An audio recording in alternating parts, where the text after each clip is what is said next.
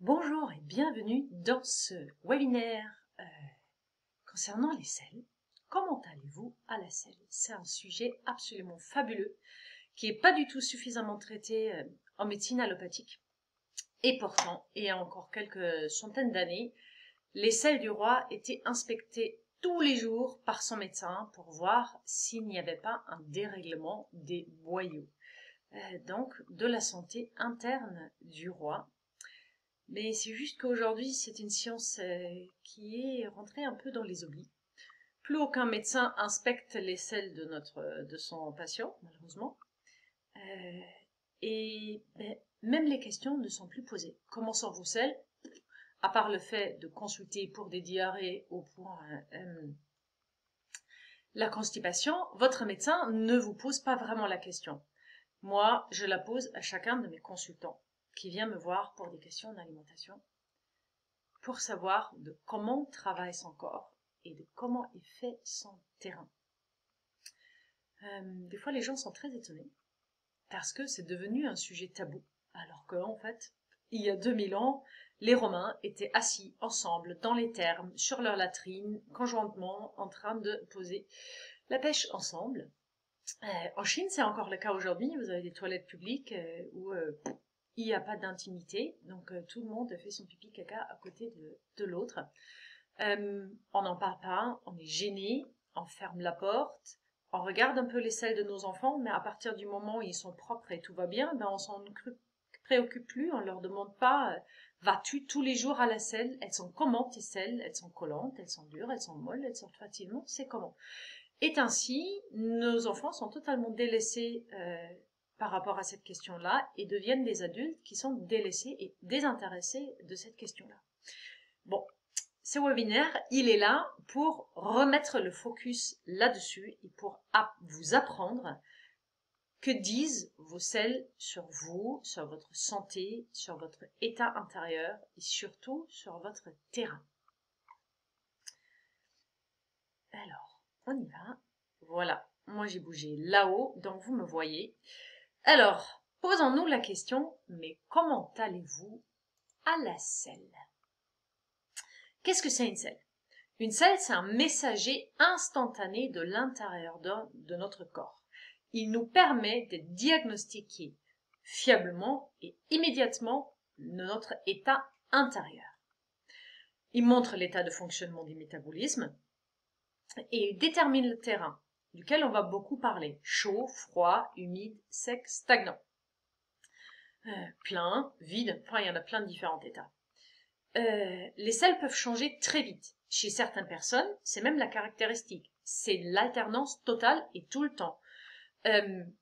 Mais vous le voyez quand vous chopez un coup de froid et quand vous avez une gastro, du jour au lendemain, vos selles sont complètement déréglées. Ceci peut aussi arriver avec des antibiotiques ou d'autres médicaments. Ou par exemple avec un état émotionnel très fort. Du jour au lendemain, ça peut se dérégler, mais c'est aussi du jour au lendemain, ça peut revenir. Quand c'est chronique et depuis longtemps déréglé, ça met un peu plus longtemps, mais tout revient à l'état d'origine, même pour les pires et plus graves colopathies fonctionnelles, je vous le promets. En fait, on n'a pas le droit de promettre en médecine parce que ça dépend tellement de vous ou de votre état, mais tout est possible, je vais plutôt le dire comme ça. Absolument, tout est possible. N'oubliez pas que nos selles servent aussi à marquer notre territoire. Donc, quand on part en voyage, on a facilement pas envie d'aller aux toilettes parce que nous ne sommes pas sur notre territoire. En l'occurrence, quand on rentre à la maison, alors là, c'est urgent. Pour marquer notre territoire. C'est pareil pour les urines. Et chacun est complètement différent par rapport à ça. Mais c'est pas de ça qu'on va en parler en plus.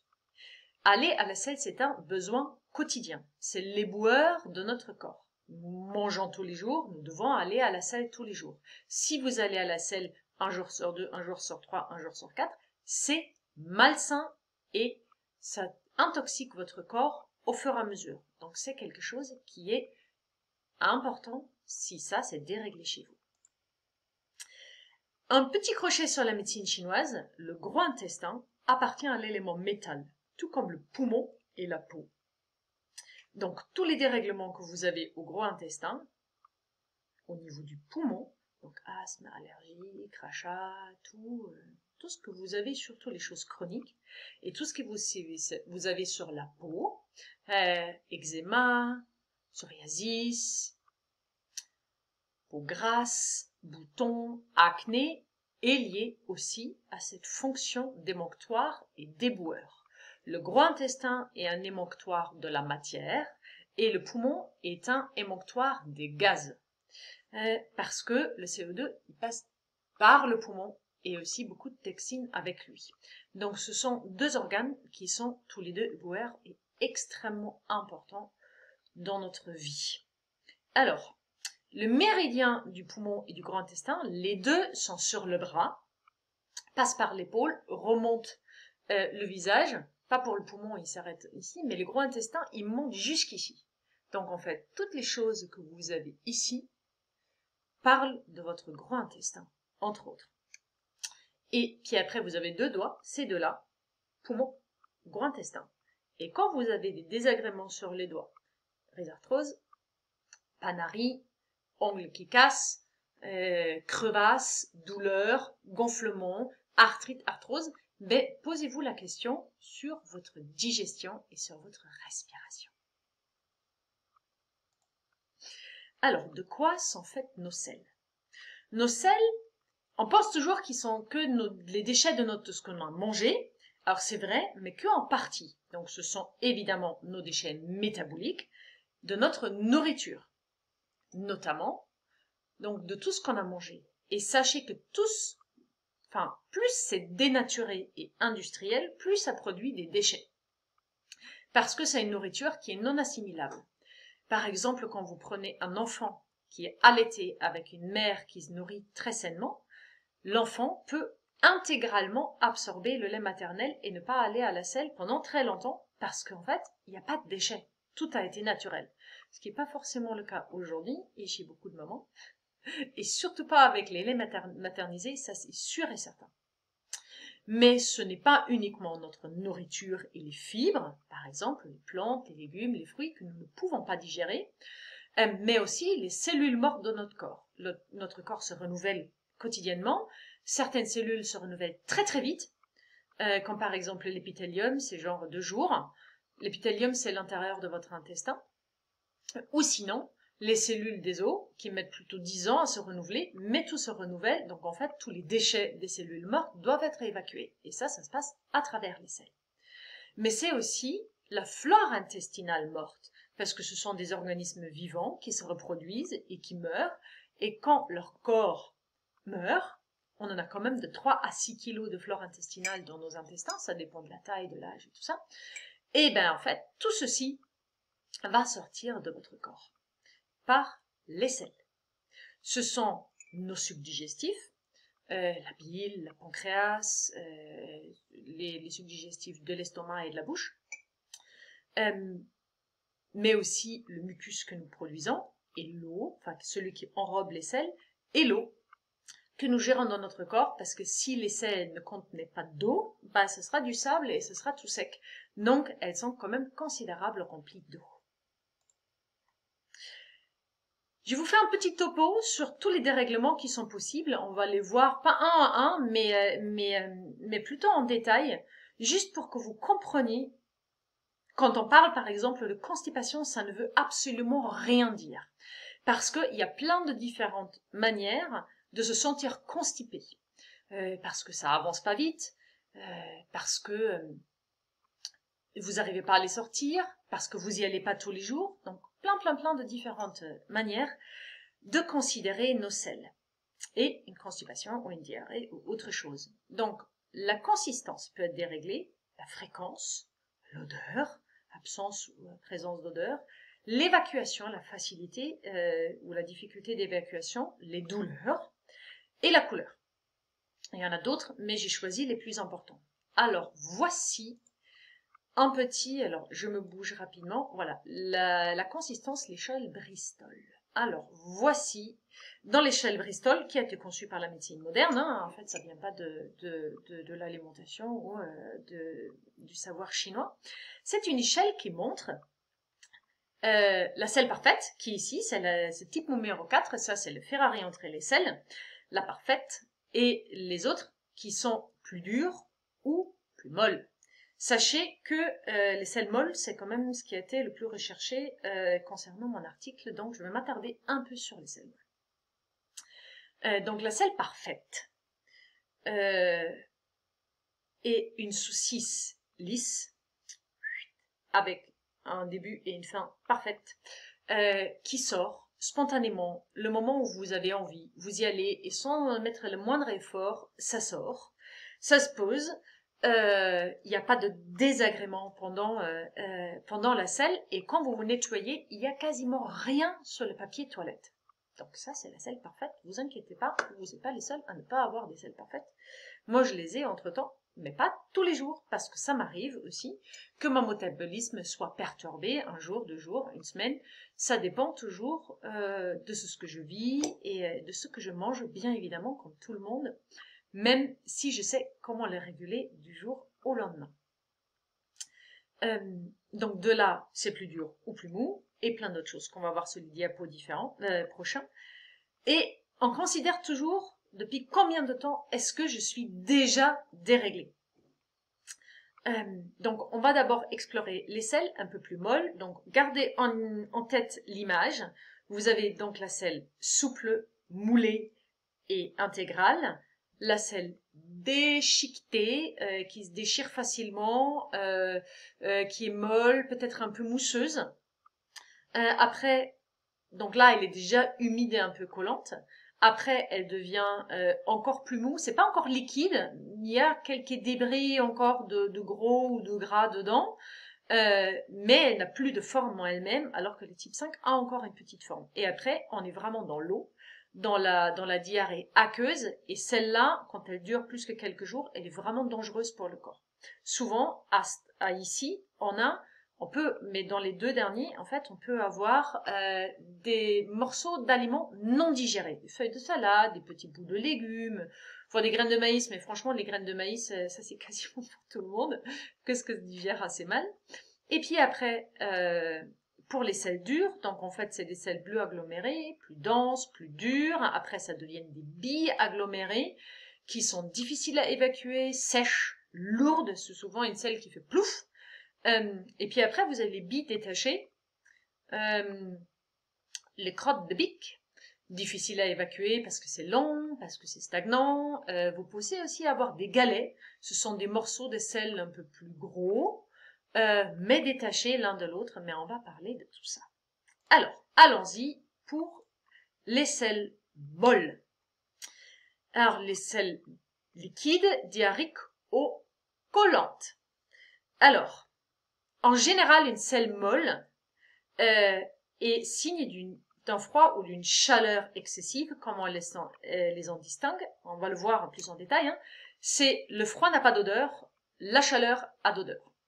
C'est très simple.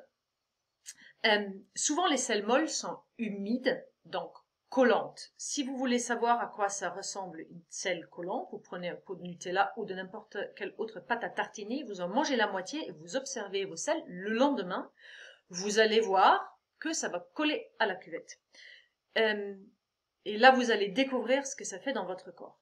Mais il y a d'autres aliments qui sont humidifiants, par exemple comme les produits laitiers, les crudités, les fruits, tout ce qui est sucré, tout ce qui est à base de farine blanche, les pâtisseries, les gâteaux, les sucreries, tout ça, ce sont des plats qui sont humidifiants, mais aussi le fromage. Gardez en image, plus ça colle aux dents, plus c'est collant et humidifiant.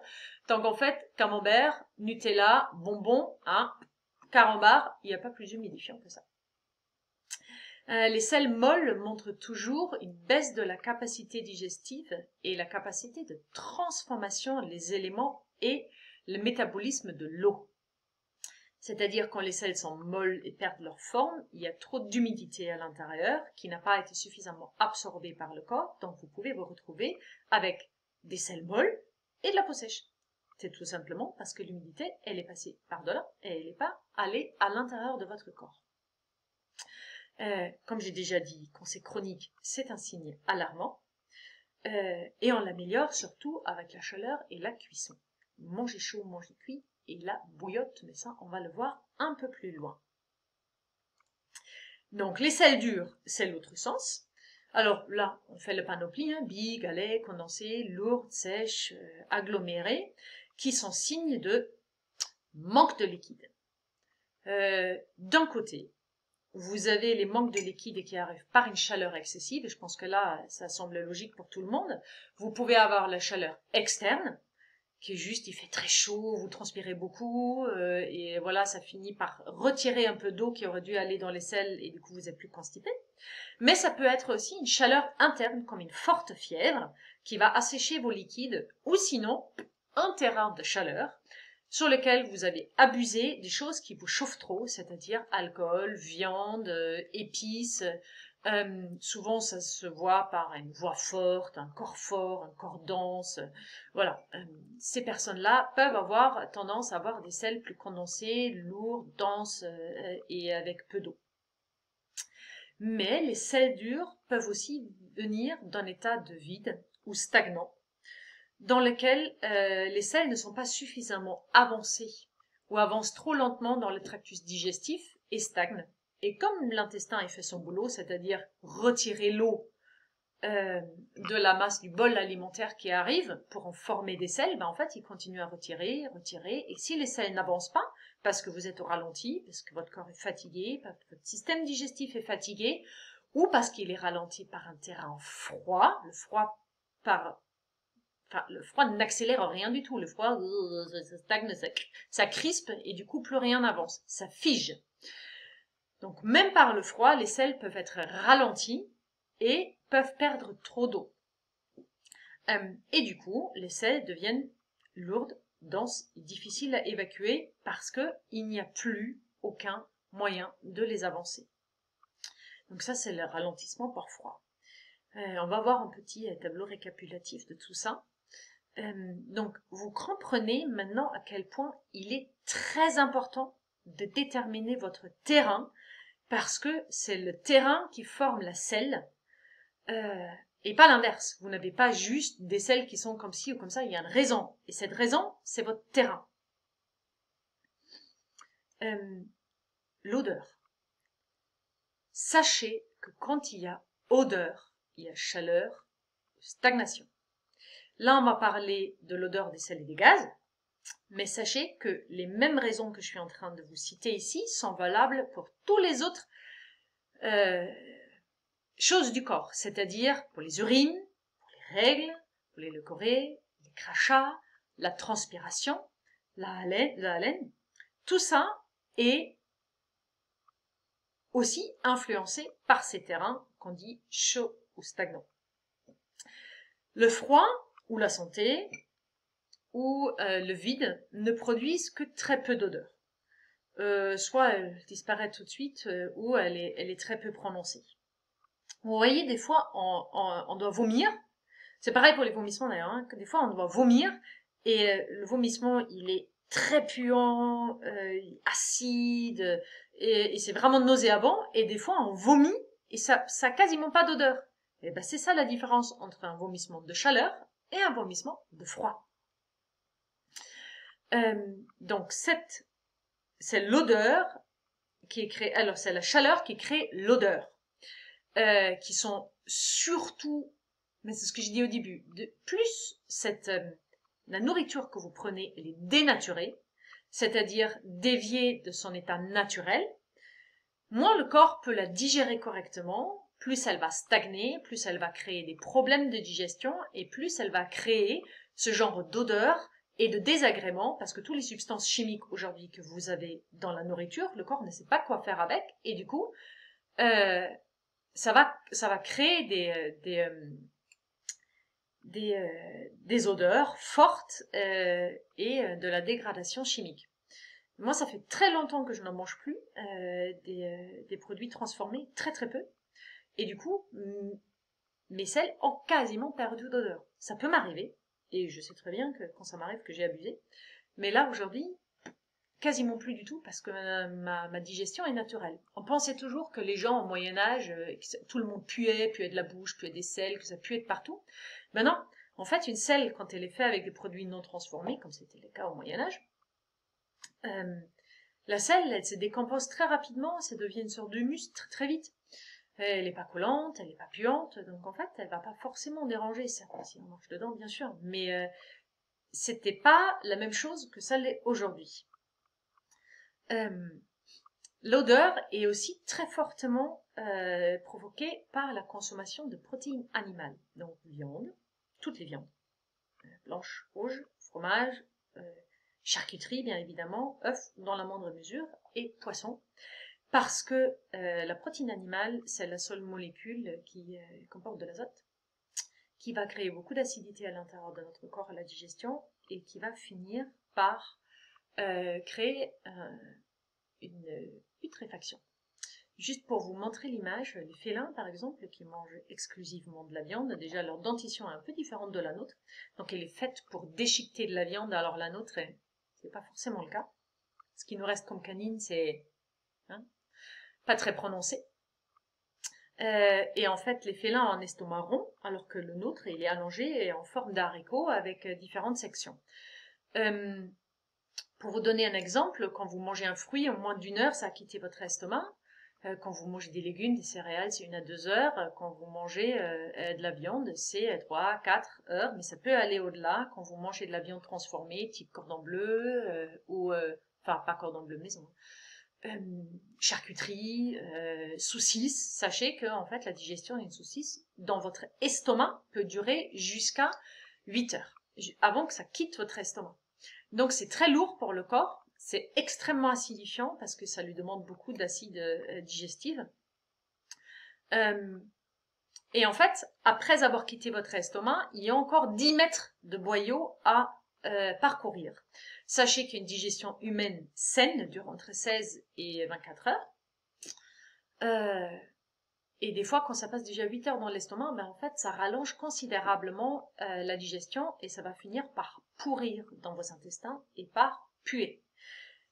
Ces odeurs vont sortir notamment pour la transpiration, l'odeur corporelle, et la haleine, mais aussi par la peau grasse, peau sale, boutons, ce genre de choses.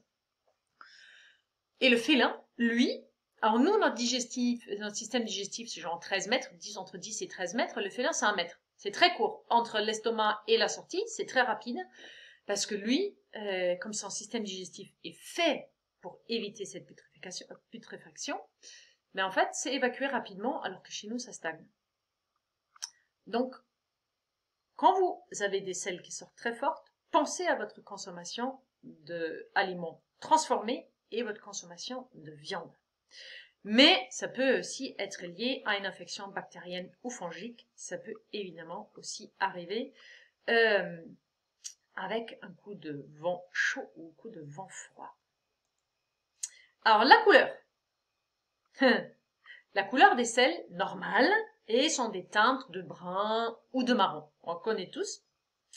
Mais par contre, elles peuvent dévier.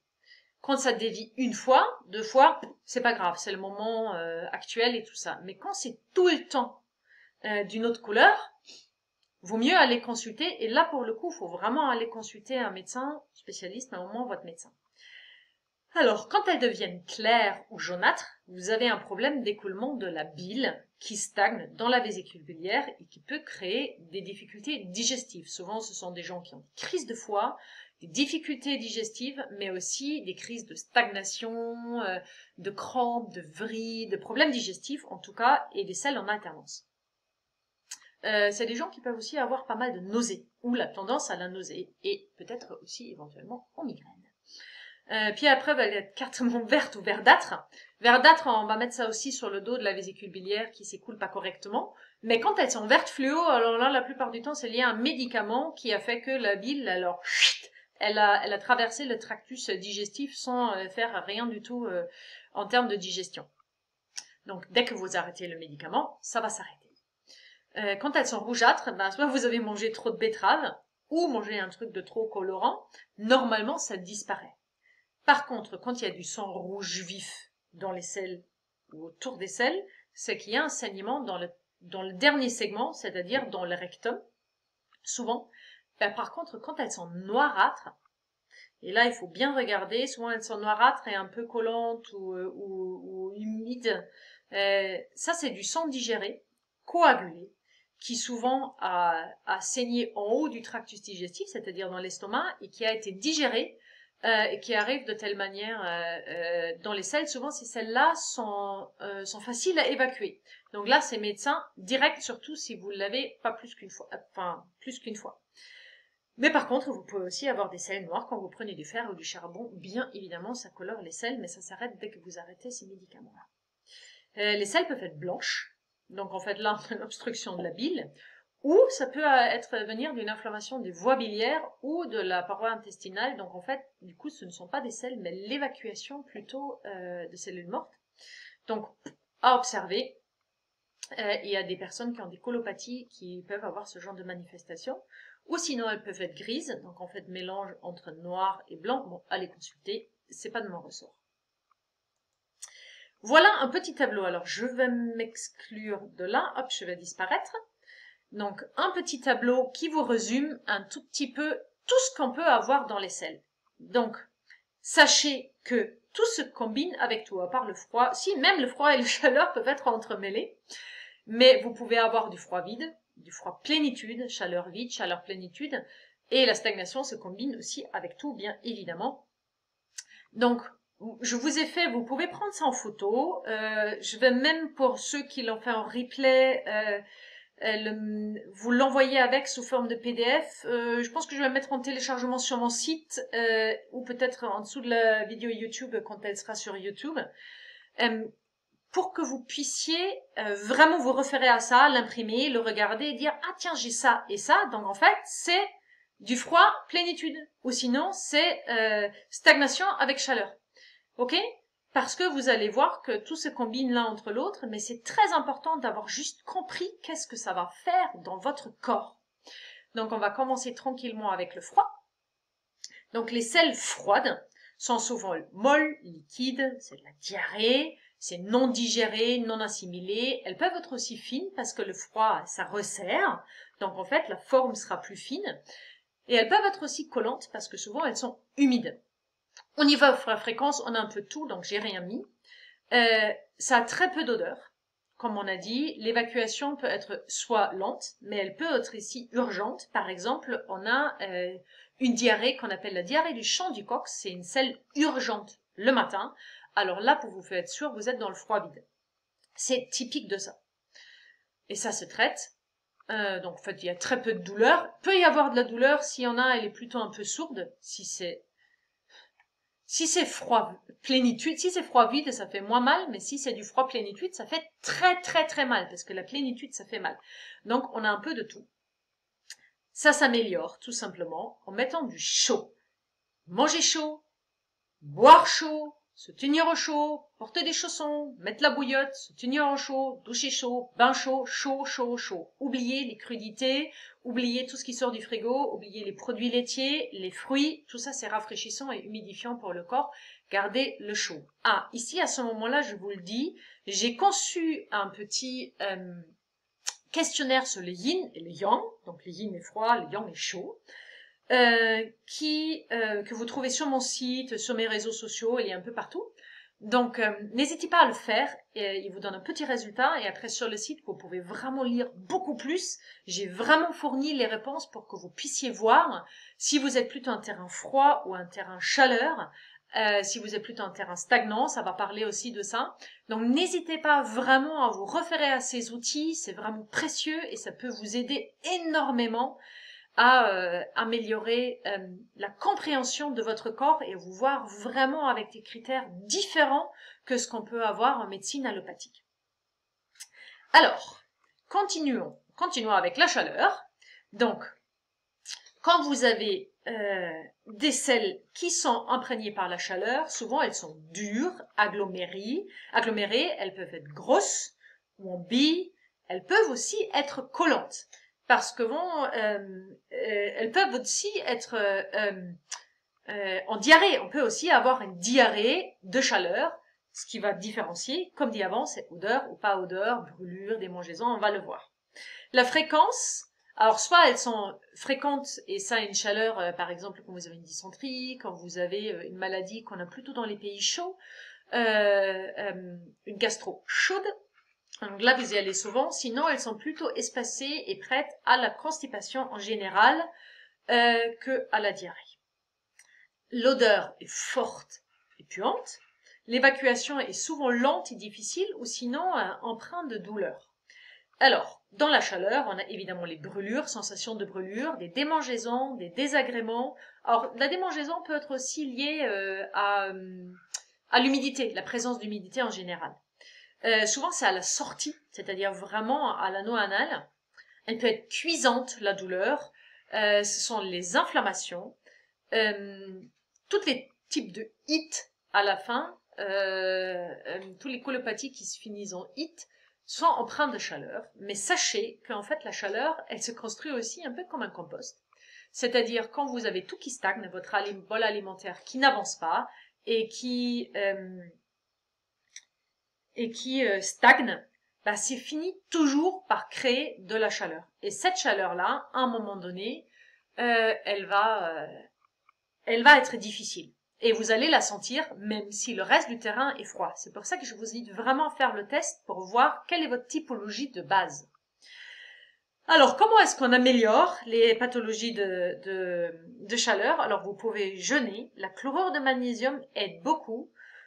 Le psyllium psyllium blanc, ça permet de lubrifier un peu plus les selles. L'huile de chanvre aide les selles dures et condensées. Et évidemment, la purge permet aussi de sortir la chaleur du corps. Par contre, on ne s'aventure pas tout seul dans ce genre de choses. Oui, le jeûne, vous pouvez, mais même pour certaines personnes, le jeûne n'est pas indiqué, mais c'est pas forcément la chaleur. Donc, n'hésitez pas à consulter quelqu'un qui est compétent là-dedans. Vous pouvez me consulter, je serai toujours là. J'espère aussi que vous allez trouver beaucoup de réponses dans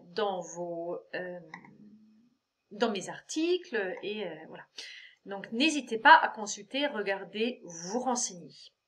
Alors, quand vous avez un vide, vous avez en général des selles qui sont un peu en billes, des galets. Elles peuvent être molles ou elles peuvent être mal digérées. La fréquence est souvent un peu plus espacée ou elles sont lentes ou atoniques. Atonique, ça veut dire il n'y a plus de tonus, ça prend longtemps à sortir. Le vide a très peu d'odeur. Franchement, mais on ne peut pas dire que l'odeur soit liée au vide ou à la plénitude, elle est vraiment surtout liée à la chaleur ou au froid. L'évacuation. Souvent, ceux qui sont en vide doivent se forcer, doivent investir des forces pour descendre, ou c'est l'inverse carrément, ils n'arrivent plus à retenir. C'est l'incontinence, les vieillards par exemple, souvent, c'est l'incontinence. Ils arrivent, leur corps n'arrive plus à retenir, donc ça peut nous arriver dans des états de grande fatigue, de maladie, ça peut nous arriver aussi, attendez, là, hop là, je vais me remettre dedans, vous allez voir, j'ai mis mes yeux, je vais me mettre là-haut.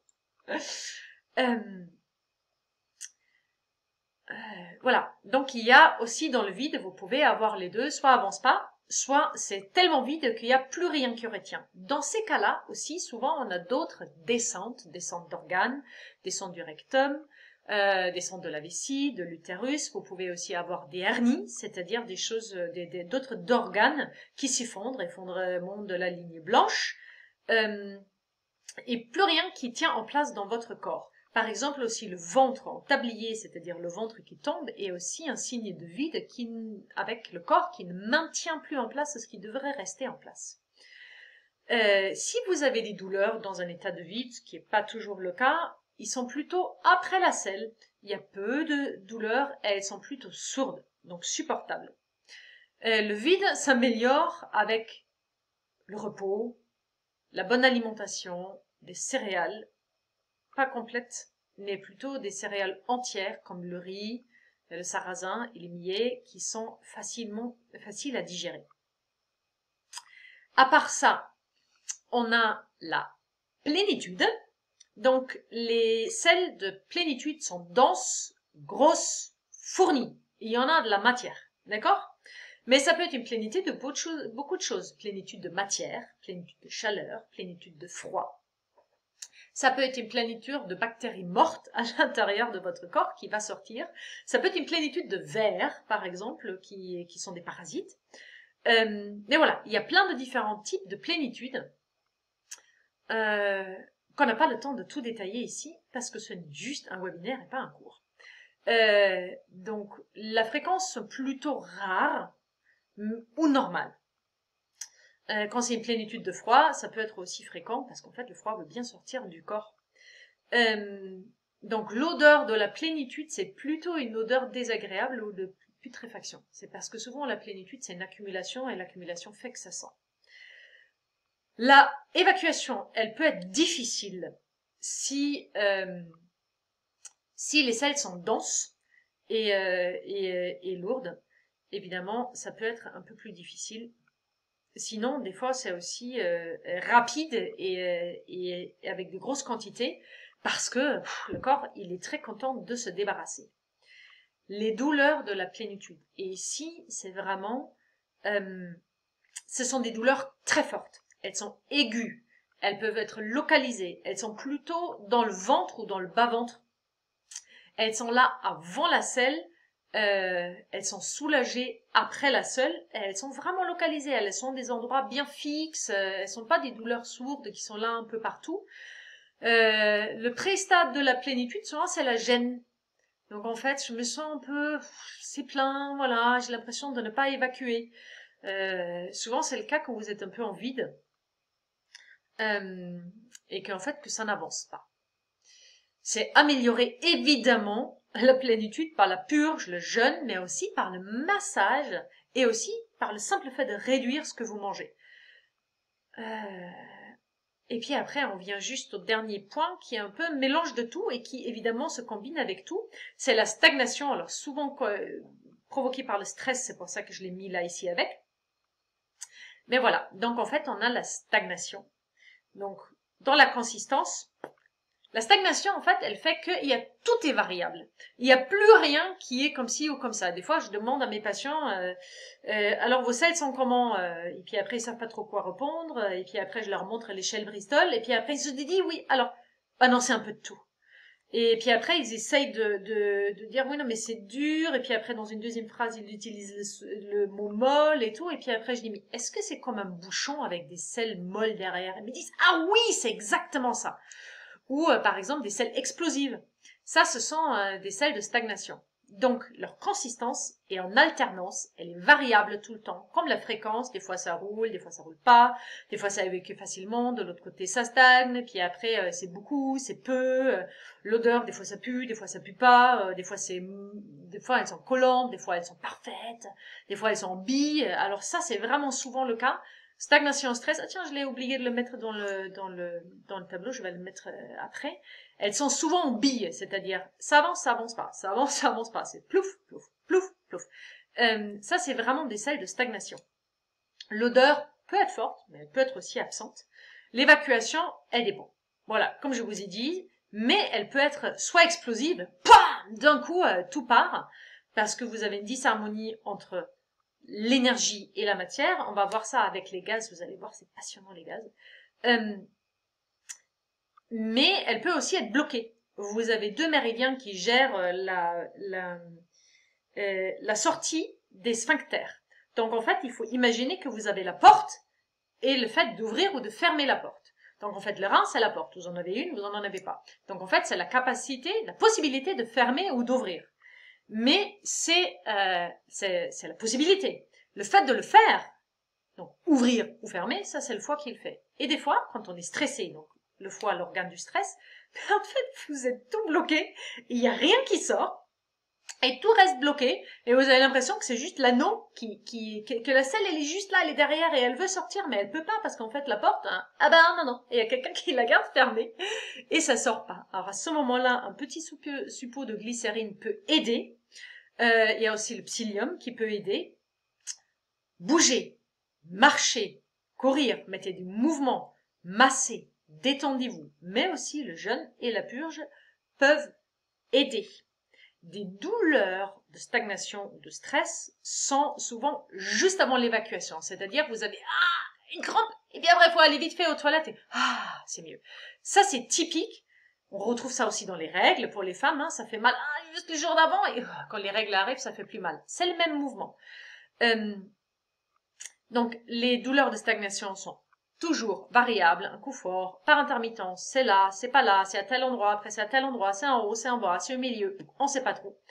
Elles peuvent être vrillantes, spasmodiques, c'est-à-dire va et vient, donc en fait typique des crampes. Donc voilà ce petit tableau récapitulatif, j'espère en fait que vous arrivez bien à le lire. Alors, on va parler des colopathies, qui sont juste, on va juste remettre un petit mot par-dessus, parce que pour moi, toutes ces colopathies qu'on appelle Crohn, rectocolite hémorragique, des polypes, du cancer, les colopathies fonctionnelles, des gaz, des ballonnements, des douleurs au ventre, enfin tout ça, vous voyez que ça n'a presque aucun sens d'y mettre un mot ou un diagnostic précis, parce que ça dépend tellement du terrain. Vous avez vu tous les croisements qui sont possibles dans le tableau que je viens de vous montrer? C'est juste énorme. Donc, c'est difficile de dire, vous avez une maladie de Crohn. Ben non, vous avez une maladie de Crohn, vous avez un dérèglement des selles qui est lié à un terrain froid, chaud, stagnant, plein, vide.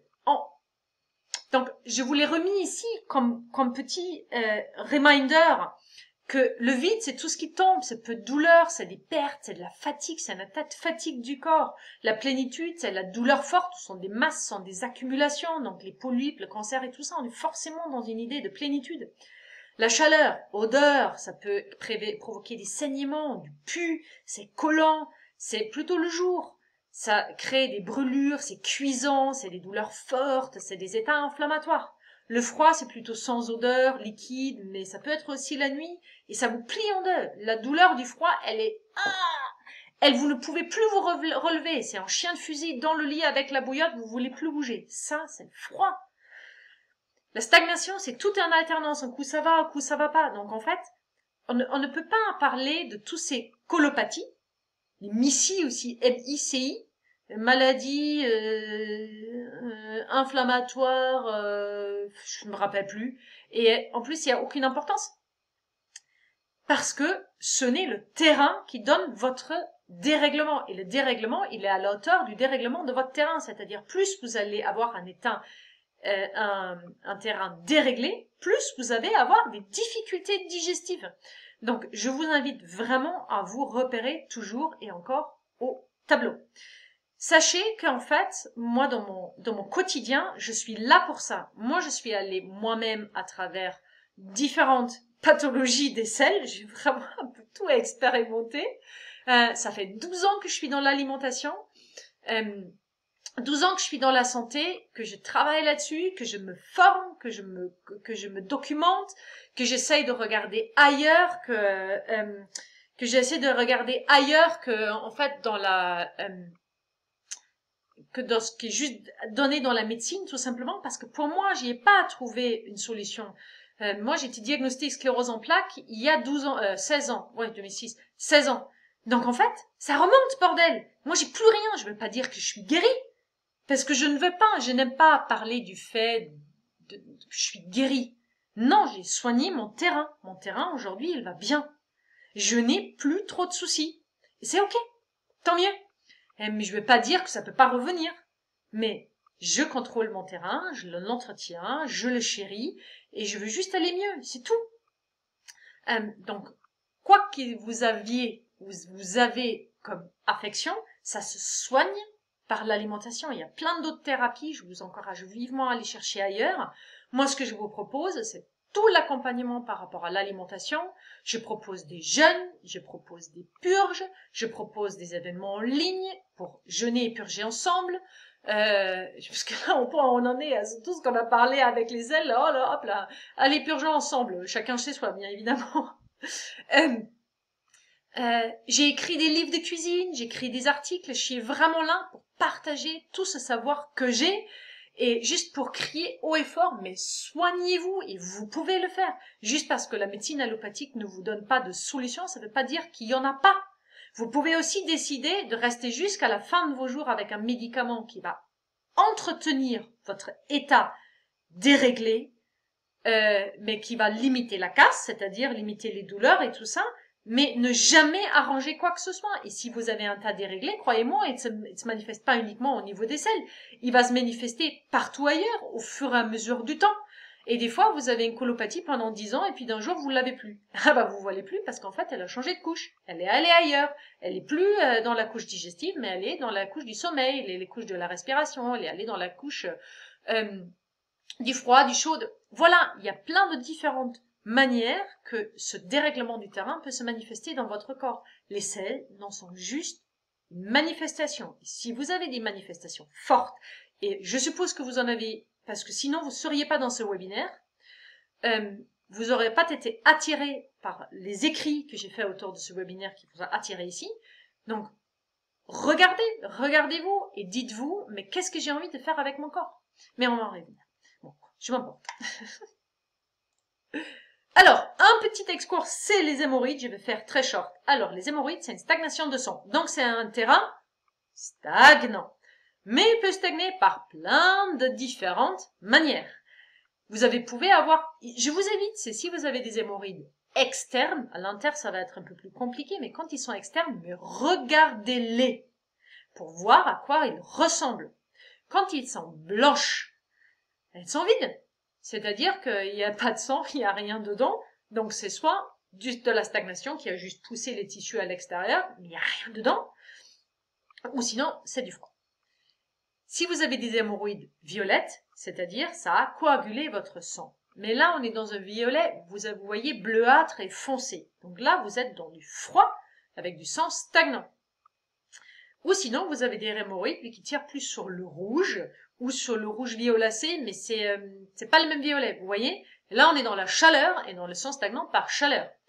Et quand vous avez des saignements rouges, vifs, très fortes, vous êtes la plupart du temps dans une affection de chaleur, mais ça peut être aussi de vide. Je vous ai mis ici en dessous quelques plantes que vous trouvez dans beaucoup de boutiques bio ou sinon dans certaines pharmacies. Il y a le laboratoire Pilège qui en fait, mais il y en a d'autres. J'en connais pas, mais j'utilise les plantes de Pilège. Ce sont des plantes comme le marronnier d'Inde, cassis et vigne rouge que vous pouvez prendre pour ce problème de hémorroïdes. Petit hou aussi, H-O-U-X, que vous pouvez prendre aussi, sous plein de différentes formes.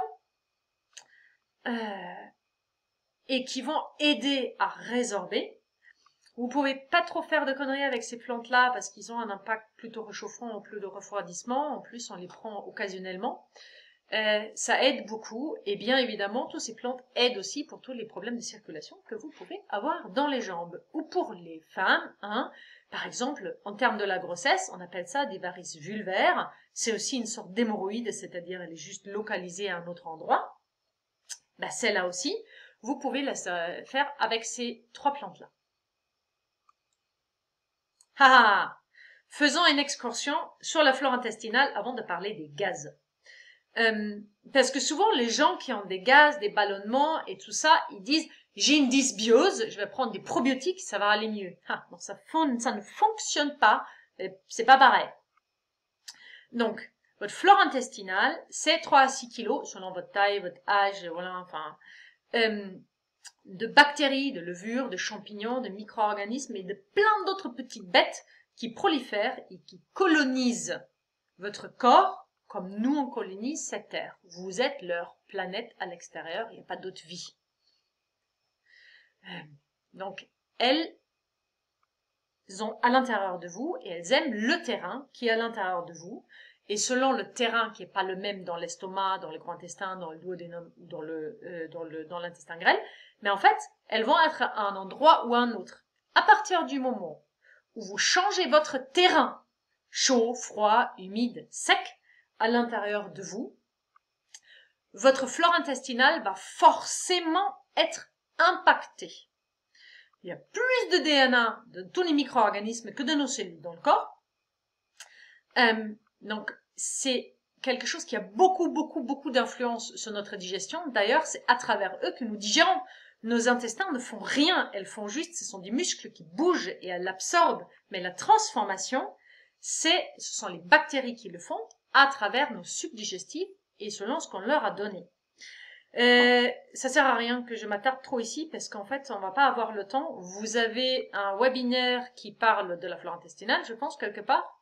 Oui, quand je parle de la cure, et un webinaire sur la cure qui parle de ça, il y a 10 articles et vous avez un webinaire qui parle du système immunitaire et celui-là, il parle très très très bien de la flore intestinale. Vous pouvez le visionner. Notre flore intestinale, elle est à l'image de notre alimentation.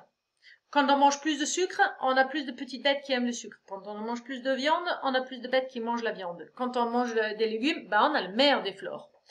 Elle est individuelle, elle est différente pour chacun. Pour des gens qui ont des très très très gros soucis de digestion, on peut même envisager une transplantation fécale. Ne vous inquiétez pas, c'est pas les fesses qu'on utilise, mais on utilise l'eau issue de ces fesses qui sont riches en bactéries pour les injecter à des personnes qui sont en déficit et on va re-ensemencer la flore. Donc ça fonctionne, mais pas toujours, parce que je vais vous raccrocher les bouts avec le terrain. Donc elle est perturbée par l'alimentation, médicaments, stress et hormones. Notre terrain, depuis 150 ans, devient de plus en plus froid. Il y a 150 ans, la température moyenne du corps était de 37,5 degrés. Aujourd'hui, elle est plutôt de 36,5 degrés. Quand vous avez quelqu'un qui a une température corporelle de 36,2 degrés, il est tout à fait dans la norme. Donc aujourd'hui, quand on vous dit avec 37,5 vous n'avez pas de fièvre, quand votre température normale c'est le 36,2, vous avez bien de la fièvre parce que ça a augmenté de plus de 1 degré. Donc sachez qu'aujourd'hui, beaucoup de gens tendent vers le yin froid, plus que vers le yang chaud, surtout en Europe et dans l'hémisphère nord. Par exemple, le candida, quand on parle de dysbio, souvent on parle de candida albicans. Selon l'ignorant naturopathe, tout le monde aujourd'hui est malade de candida albicans. Le candida albicans, c'est tout simplement juste une levure, un champignon qui aime beaucoup le froid humide. Donc à partir du moment où vous mangez beaucoup de crudités, beaucoup de pain, des pâtes, des sucreries et tout, vous pouvez, et des fruits, vous pouvez être sûr, le candida albicans, il se sent comme chez lui, partout dans vos intestins. Quand vous avez une flore qui se dérègle à travers la température, vous voyez, c'est comme quelqu'un qui habite à Berck et quelqu'un qui habite à Marseille. Ils n'aiment pas le même climat. Donc vous prenez un Marseillais, vous le foutez à Berck, il veut pas rester là-haut, il va se rebarrer à Marseille. Alors du coup, vous mettez quelqu'un qui aime bien le nord et le frais, vous le mettez à Marseille, en été, il va se casser, il m'a dit non, mais c'est insupportable, je repars chez moi. Donc, si votre corps est plutôt du climat du Berck, en fait, tous les Marseillais vont quitter votre corps. Ou elles vont être très rares. Alors que vous avez besoin de ceux du nord et de ceux du sud. Donc, imaginons juste cette idée-là que vous prenez un probiotique. Vous prenez le probiotique pour enrichir votre flore et réparer votre flore intestinale. Si votre flore intestinale, elle est du nord, et vous y mettez une petite gélule remplie de Marseillais, hop, pendant un moment ça va aller mieux, mais au bout de 3 mois, il n'y aura plus personne, ils seront tous repartis.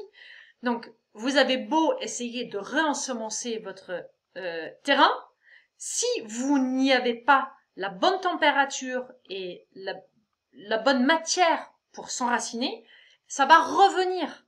Donc, la seule possibilité que vous avez, c'est de travailler sur votre terrain. Moi, ce que je fais avec mes patients, je travaille sur leur terrain et sur rien d'autre. Comme j'ai travaillé sur le mien, qui a fait que, aujourd'hui, je n'ai plus de problème neurologique. Je ne veux pas dire que mon terrain ne peut pas se redégrader à devenir favorable à ça. Mais pour l'instant, cette question ne se pose pas. Donc, venons donc à quelque chose que les gens pensent toujours être lié à la flore intestinale. Les gaz. Et je vous dis, oui c'est vrai, mais non c'est pas vrai. Je bouge un tout petit peu. Donc, je veux juste vous poser 2 notions de base de médecine chinoise. Le yin et le yang, tout le monde connaît. Donc, le yin, pour être très succinct ici, c'est la matière. C'est ce que vous pouvez toucher. Ma main, yin. Le yang, c'est une énergie. C'est le mouvement de ma main. D'accord? Mais le mouvement, je peux pas le toucher. Je peux toucher ma main, je peux voir ma main bouger, mais je ne peux pas le toucher. C'est comme l'électricité, vous pouvez pas la toucher. Quand elle se manifeste à votre main, l'électricité, là, vous allez la sentir, mais vous pouvez pas la voir et vous pouvez pas la toucher.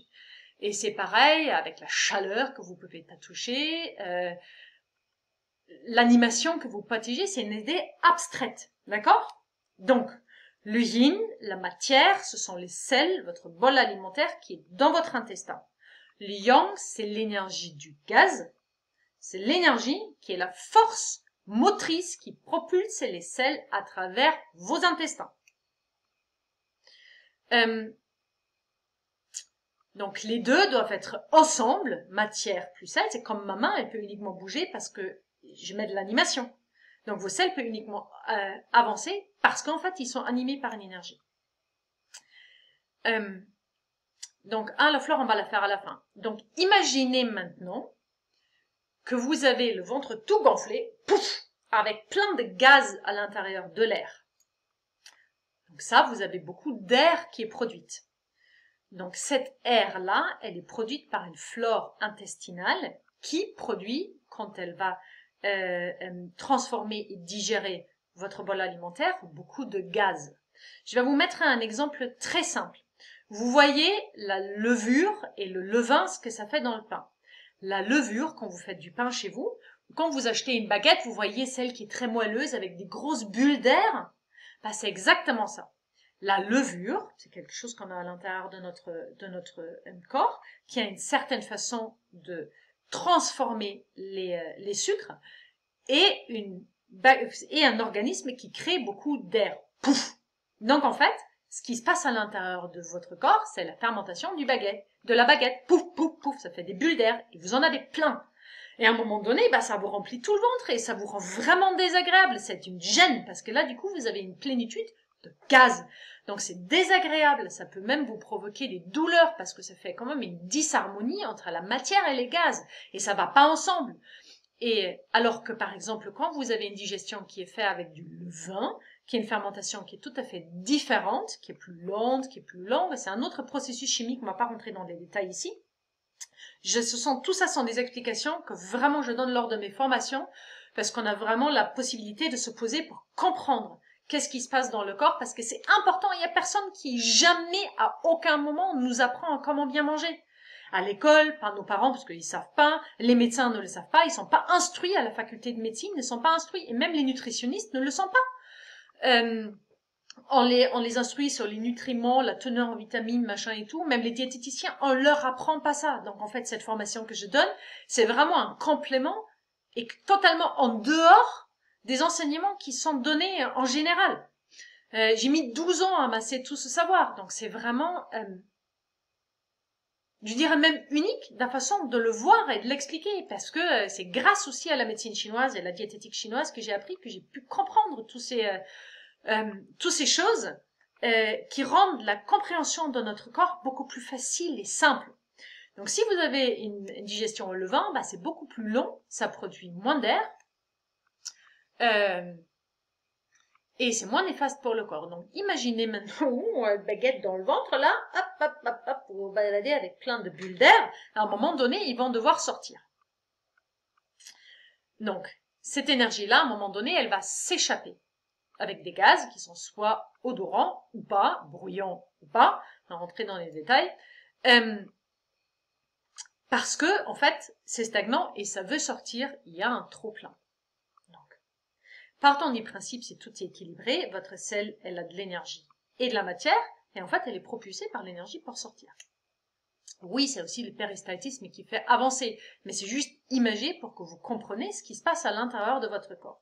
Si maintenant vous avez plein de gaz, alors prenons un très grand classique de la selle que j'ai expérimenté moi-même. Vous avez envie d'aller à la selle, déjà c'est pas hyper régulier parce que vous êtes plutôt du terrain stagnant, vous dites ah ouais super j'ai envie d'aller à la selle, vous filez à la selle et vous dites ah ouais là ça va se dégager, et puis après vous y êtes, en fait tout ce qui sort c'est de l'air, ça fait des petits P, mais en fait la selle, hop, elle reste bien fermée à l'intérieur. C'est ce que vous avez eu à ce moment-là, c'est que vous avez une transformation qui a été mal faite par vos bactéries. Ça a transformé d'un côté l'énergie, de l'autre côté la matière, mais en fait les deux sont absolument pas du tout liés. Donc l'alchimie qui doit se faire à l'interne ne s'est pas faite. Et du coup, vous avez l'énergie qui s'échappe, pouf, elle part tout seule et elle laisse à l'intérieur votre selle stagnante, atonique, lente, collante ou dure parce qu'en fait, elle stagne et elle veut pas sortir. Et puis après, vous êtes là, vous poussez comme un dingue, il n'y a rien qui se passe. Ça, c'est l'idée du gaz. Vous voyez? On peut aussi voir des fois comme si c'était un échappement de l'énergie. Vous voyez les gens qui ont des bouffées de chaleur. C'est-à-dire d'un coup, ça fait pouf, c'est comme un ballon, tu vois, un ballon gonflé que vous laissez partir, pop, ah mince, il y a le ballon qui est parti. C'est un peu la même manière. C'est pouf, le corps il est trop faible pour retirer toute cette énergie qui monte, ça monte, ça monte, ça monte, et pam, il le laisse passer, et derrière, vous pouvez même avoir un peu frais, vous voyez. Ça, c'est pas une bouffée de chaleur, c'est un échappement de chaleur. Et vous pouvez avoir ça vers l'eau, mais vous pouvez avoir ça vers le bas, et poum, ça laisse échapper l'énergie que pourtant vous auriez eu besoin pour faire avancer. Donc vous voyez, tout est entremêlé. On ne peut pas dire que c'est une dysbiose. Oui, c'est une dysbiose parce que vous avez nourri à travers votre terrain et à travers votre alimentation une flore intestinale qui va créer une digestion disharmonieuse. Mais uniquement parce que vous allez prendre des probiotiques, ça ne va pas s'améliorer. Il faut toujours considérer le terrain dans son intégralité.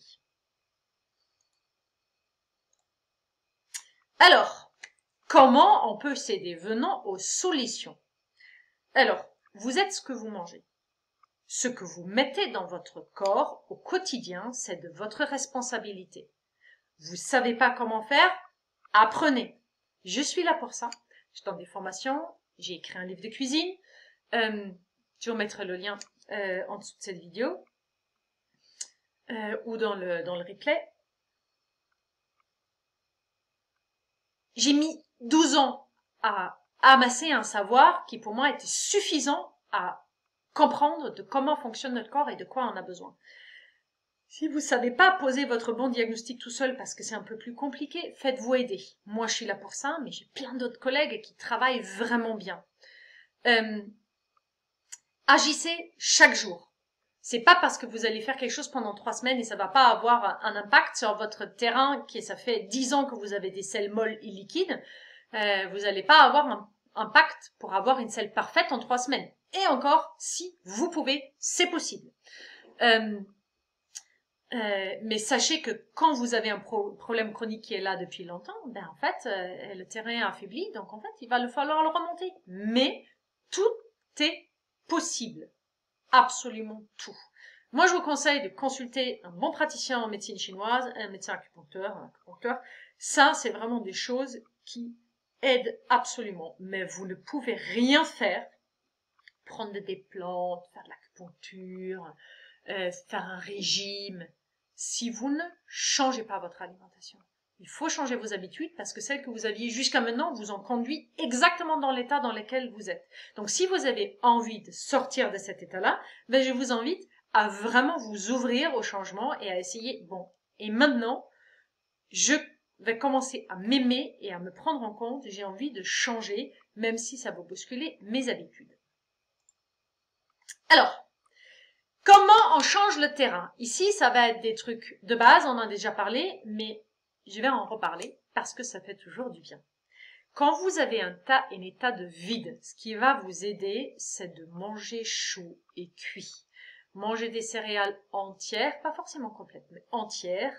Riz, ça peut être du riz blanc, millet, sarrasin sont les 3 meilleures céréales.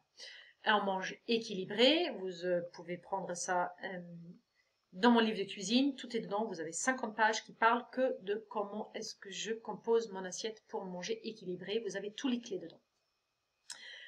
On se repose, on arrête de tirer sur la corde, on s'accorde du repos, ça ne fait pas de vous un fainéant, mais juste quelqu'un qui a besoin de régénérer son corps. Faites des vacances, et surtout du chaud, le chaud tonifie. Quand vous avez une plénitude, purgez, jeûnez, faites du sport, faites des massages et réduisez les quantités. Donnez un temps de respiration à votre corps. Juste arrêtez à un moment donné à le nourrir et laissez juste partir ce qu'il y a déjà de trop plein dedans.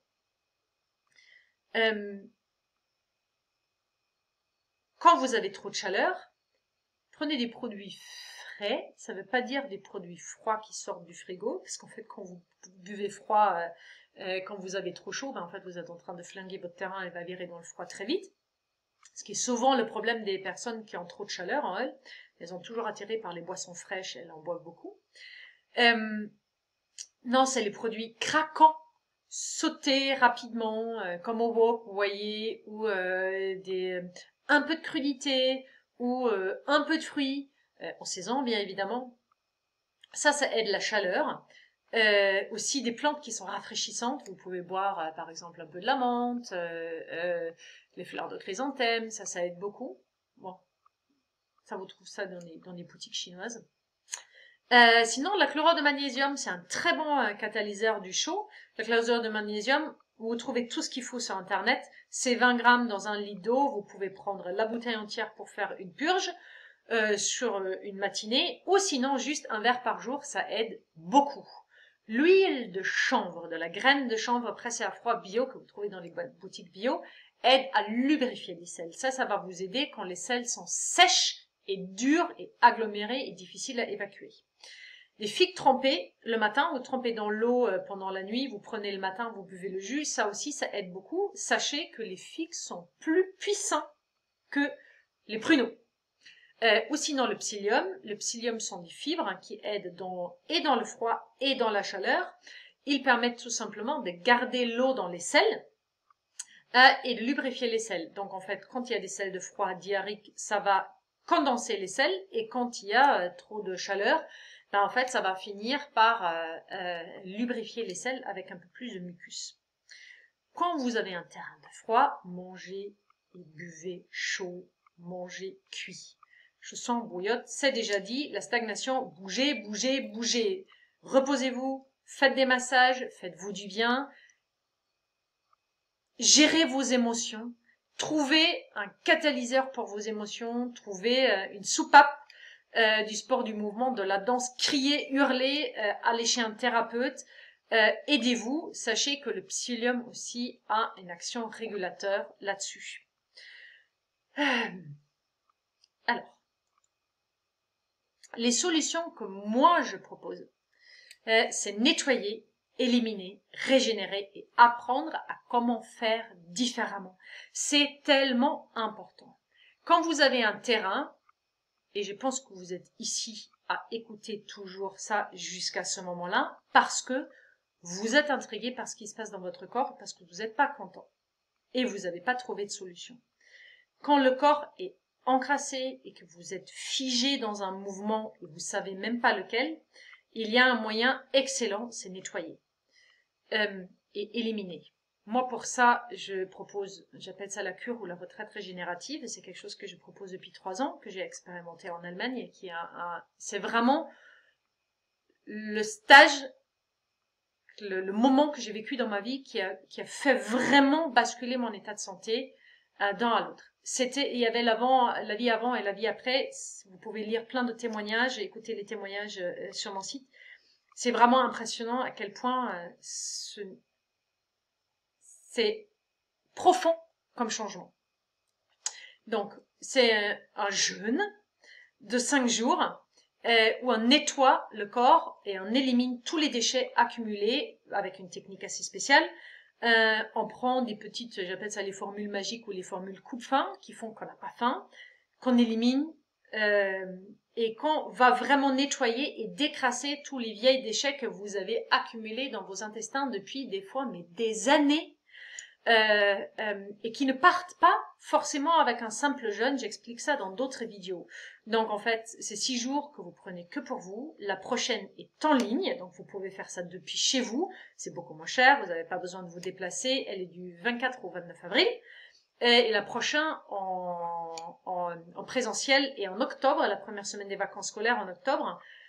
J'en fais normalement beaucoup plus. Cette année, j'en fais moins parce que j'ai plein d'autres projets. Donc c'est en ligne cette année. C'est en ligne ou en octobre ou sinon rien du tout. Lors de ces retraites, je donne 15 heures de formation sur l'alimentation. Je vous apprends vraiment de comment bien manger. Je vous apprends à qu'est-ce qu'il faut faire. Il y a mon chat. Je vous apprends qu'est-ce qu'il faut faire, comment il faut manger. C'est une formation qui est absolument fantastique pour tous les professionnels de la diététique, de la nutrition, parce que ça rajoute vraiment un autre regard, comme celui que vous avez pu observer et entendre lors de ce webinaire, qui vous apprend en profondeur de comment est-ce que vous pouvez vous soigner en mangeant, et vous soigner vraiment quasiment de n'importe quoi, et mettre toutes les cartes de votre côté pour ne plus retomber malade derrière, ou ne pas ouvrir le terrain à autre chose. Je propose des coachings individuels. Ah oui, pour la formation, elle est ouverte à tous ceux qui veulent faire de la formation pendant cette cure du mois d'avril. En octobre, c'est pas possible. Au mois d'avril, il y en aura peut-être au mois de juillet ou en juin une autre, mais je suis pas sûre de pouvoir la caser au niveau du temps. Vous avez une liste d'attente à vous inscrire sur mon site. Si vous voulez dire, ah non, mais j'ai aucune date qui me correspond, je m'inscris en liste d'attente. Donc, en fait, vous êtes les premiers à être demandés, proposés s'il y a une nouvelle date qui se propose. Ou sinon, vous pouvez vous inscrire en ligne sur l'une des deux cures. Et puis après, cette formation-là qui sera ouverte pendant la cure d'avril, que vous pouvez soit faire en replay ou en présentiel, dans laquelle c'est 2 conférences par jour, un le midi, un le soir, qui durent à peu près 1h30, dans laquelle vous avez vraiment toutes les informations pour améliorer la santé, la vôtre et celle de vos consultants. Et sinon, j'ai écrit un livre de cuisine, alors là, hop là, je vous le montre. C'est celui-là, Du bon sens dans mon assiette, la cuisine du bon sens. Je vous mettrai le lien aussi avec, il y a 50 pages d'explications de comment est-ce qu'il faut manger, il y a 150 recettes, vous mangez plus que là-dedans, je vous assure, tous vos désagréments disparaissent. Et je vous assure que vous allez maigrir, si vous êtes en surpoids.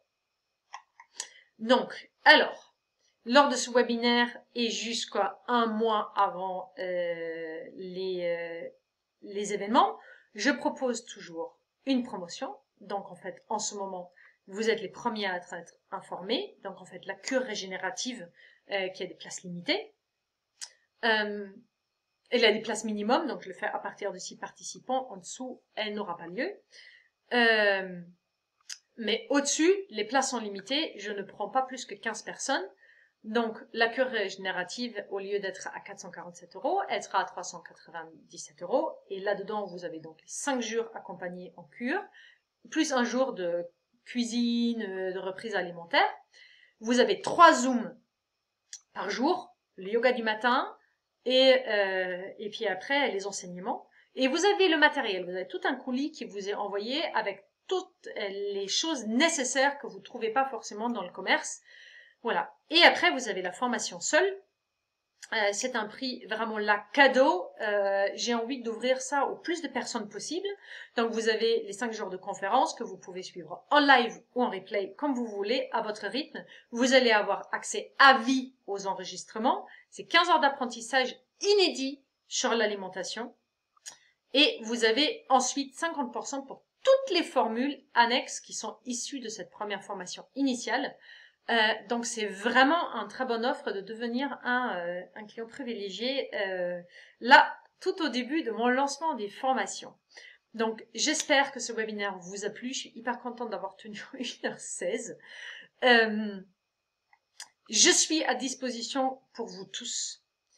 Je suis vraiment à disposition pour tous ceux qui ont envie, besoin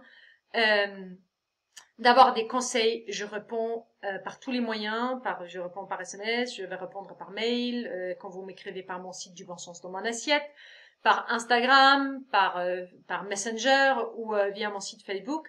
Je m'appelle du bon sens de mon assiette partout, sur YouTube, sur Insta et tout ça. Sur tous les réseaux sociaux, vous me trouvez sur mon site et vraiment osez poser vos questions. Si vous êtes intéressé à la cure, vous pouvez à la suite, vous pouvez inscrire aussi pour un bilan de santé gratuit. C'est vraiment quelque chose que j'offre besoin. Des fois, on a besoin vraiment de poser un contact personnel. Donc, je vous offre ce moment-là. Vous pouvez tâter le terrain. Est-ce que vous avez envie de travailler avec moi ou pas? Est-ce que ça vous convient? Vous pouvez poser des questions sur cette cure-là. Donc, Vous trouvez tout sur mon site. Vous pouvez tout simplement prendre un rendez-vous dans mon agenda en ligne. C'est totalement simple, impersonnel. Ça se passe à travers les pages jaunes. Vous choisissez rendez-vous bilan de cure ou un truc comme ça s'appelle comme ça. C'est le dernier des choix, je pense, de mémoire. Attends, je me rappelle plus. Et vraiment, vous venez me poser toutes les questions que vous avez. Je suis là pour ça et je répondrai avec plaisir parce que le contact personnel est toujours mieux que l'écran interposé ou juste le fait de ne pas vous voir et de ne pas vous connaître. Donc, merci et à bientôt avec du bon sens dans mon assiette. Au revoir.